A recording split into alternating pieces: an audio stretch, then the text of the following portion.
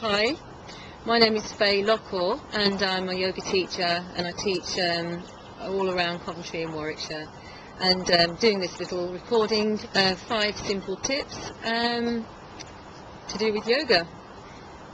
Okay, so my first tip number 1, is to breathe. And that might sound simple, but breathing can affect the way you think and the way you feel. So the way we breathe when we're doing yoga is to breathe consciously. So when you're breathing deeply and slowly, you actually have to think about it. So it gives the mind a chance to be still. Breathing slowly and deeply will calm and soothe your nerves and lower your blood pressure and actually slow down the mind. And that's what we're trying to do, is slow down that monkey mind.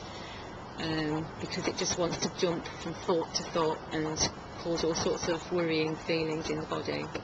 So that's the first simple tip, is just to stop and breathe deeply.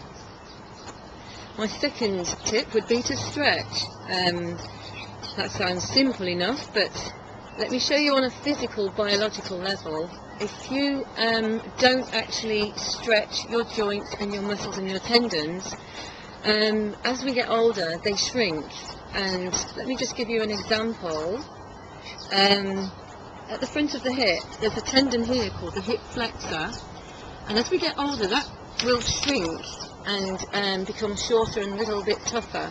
So that's why you see people bending forwards when they get older, and then they'll start to curl in, almost caving in on themselves.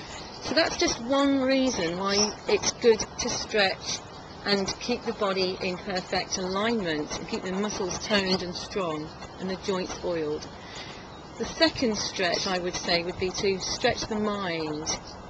If I give you a quick example, if you take goldfish and put them in a little bowl, say 8 inches by 15 inches, they'll just swim from one end of the bowl to the other, and they'll bang their nose to start with, and then eventually they'll get it.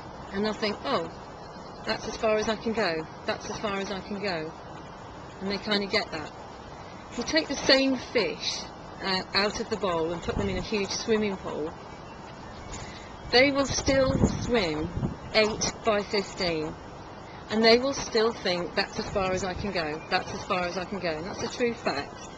We're like that as humans, and neurologically programmed to actually think that they can't do things, they can't become whatever in life because their mother didn't do it, or because they're not brainy enough, or because they're not pretty enough, or because they're not clever enough, or they're a woman, they can't do this because they're a man. They self-impose limitations.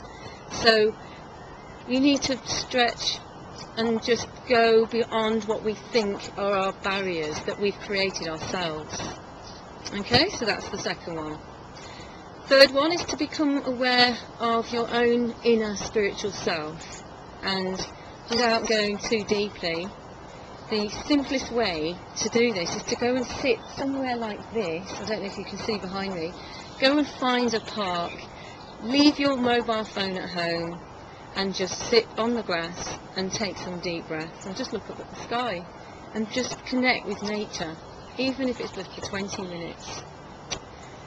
Tip number 4 would be learning to live in the now, learning to be conscious of what you're doing right now, rather than putting the kettle on but worrying about a future conversation or a past conversation.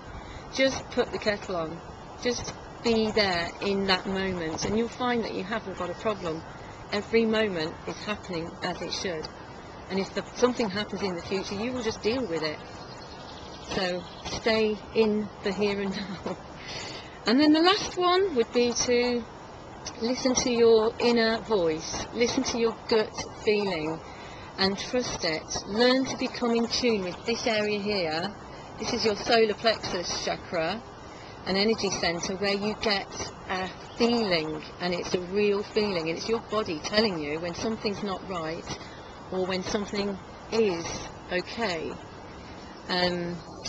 Don't mix that feeling up with fear though. Sometimes you think you shouldn't be doing something because of fear, and it can be a very similar feeling. So don't let fear hold you back in life. Just taste it, and you'll enjoy it, and you'll grow, and you'll learn from it. And I would say that yoga has given me a lot of confidence in my life. It's helped me to feel good about myself. It not only makes you physically look and feel confident and taller, but it actually spills over into, you believe it. You act one certain way, you stretch, you grow, and you really do. So that's me. Allow yourself to become yourself, is what I would finish on saying.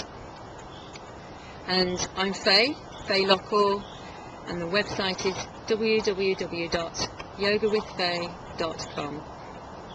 Namaste.